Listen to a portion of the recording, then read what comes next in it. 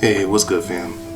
So I got another quick hitter for Mitzraim this time.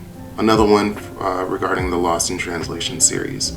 I did one on Kush, and I'm going to get into Mitzraim, which is another son of Ham. Let's go back to our genealogy. Here's Ham, one of the sons of Noah, okay, one of the three sons.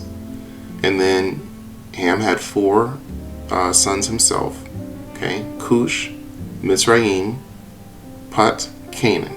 Okay, so this time we're going to take a look at Mitzraim, all right, along with the rest of these other three brothers to him, but just something interesting again. Okay, so if we look at, okay, so this is Genesis 10, nicknamed the Table of Nations, verse 6, right? And the sons of Ham, Kush and Mitzraim and Put and Canaan, right? So if we take a look at this word, Mitzraim, so then we take a look at H4714, and okay, so here the KJV translates Strong's H4714 in the following manner: Egypt 586 times, Egyptian 90 times, okay, Mitzraim 4 times. Interesting, right? So clearly, you know, that they prefer to translate this as Egypt, which is, you know, what the location, right, the region that that son of Ham had today. All right, and it's mostly accurate, although I do have some issue with that, and I'll get to that in a minute. But I just want to really emphasize that if Mitzrayim comes up only 4 times, I don't believe that it could be very easy for people to not put it together that this is synonymous to Mitzrayim, meaning Egypt was literally a son of Ham. Okay, so if Mitzrayim is today is Egypt, okay, then that means that Egypt would have been a son of Ham. Okay, that's another way of saying the same thing. And this is important because everyone is in agreement that Kush was black. Okay, when I say black, I'm talking about he had a dark complexion and bushy or woolly hair, okay, typical black or Negro type features, okay. So if everyone is in agreement that Kush had Negro features, his brothers must have as well, you know. you see, so they're all related. They have the same father, okay. You know, all of them would have had similar features. I don't think that this is understood well because this term Mitzrayim is distanced from the term Egypt that we use today. Okay, and even if we look at Canaan, okay, so another one of the sons of Ham, right? And you look at the children of Canaan, right? These would have been the Canaanites. Okay, so these were all the ones that the Israelites were fighting. Okay, and some of these they also mixed with. Okay, I think that's in Judges. So this is Judges 3. Now these are the nations which Yah left, that he might test Yasharel by them. That is, all who had not known any of the wars in Canaan. Okay, see how Canaan's coming up. This was only so that the generations of the children of Yasharel might be taught to know war, at least those who had not formerly known it. Namely, 5 masters of the Philistines. Okay, if we go back, Philistines, they're Hamitic. Okay, through Mitzrayim. Okay, so the Philistines are related to the Egyptians. All the Canaanites, the Sidonians, and the Hivites who dwelt in Mount Lebanon, from Mount Baal Hermon to the entrance of Hamath. Canaanites, Sidonians, Hivites. So let's go back to our genealogy. Canaanites, Hivites, and I I think it was Sidonians. Yeah. So Sidonians, okay? So these were Africans, what we would consider Africans today. All these peoples that he's mentioning. And they were left that he might test Yasharel by them to know whether they would obey the commandments of Yahuwah, which he had commanded their fathers by the hand of Moshe. Okay, thus the children of Yasharel dwelt among the Canaanites, the Hittites, the Amorites, the Perizzites, the Hivites, and the Jebusites. Okay, so if we go back, so the Jebusites, the Amorites, the Hivites, the Hittites,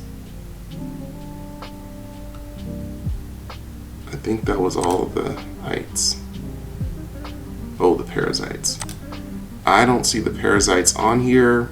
That may be a Nephilim lineage. Okay, so this is also the genealogy of Shem. I just brought this up to show that the Perizzites were not on here either. Remember that these lineages that they're showing, I mean, this is just a picture, but they're getting this from the Hebrew writings, okay? That these lineages are lineages of humanity, as opposed to Nephilim lineages, which also come up in Hebrew writings, okay? But regarding the Hebraic mindset, they did not consider Nephilim to be human. So you're not going to see them in human lineages. Anyway, all that to say to verse 6, and they took their daughters to be their wives and gave their daughters to their sons, and they served their Elohim. Now, this statement is mentioned mostly as a warning, okay? Because they shouldn't have been serving and worshiping these other, these lesser gods, okay, that these other tribes were. And that got Yasharel in trouble with our God, with the Most High, okay? He made it known from the beginning that he is a jealous God. He is not going to stand for that. And so, just like these people got dealt with, you know, because they were messing up in the land, we ended up getting dealt with too, okay? But all that to say, it also tells us that they were mixing with these African tribes.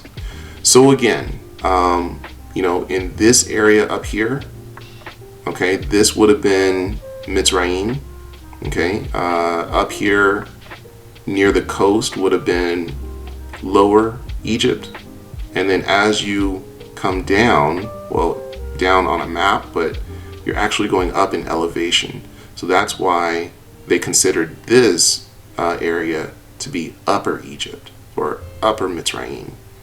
Because as you come down like this, you're going up in elevation. That is very important when you're, especially when you're talking about direction and when you're trying to understand geography according to the Hebrew mindset.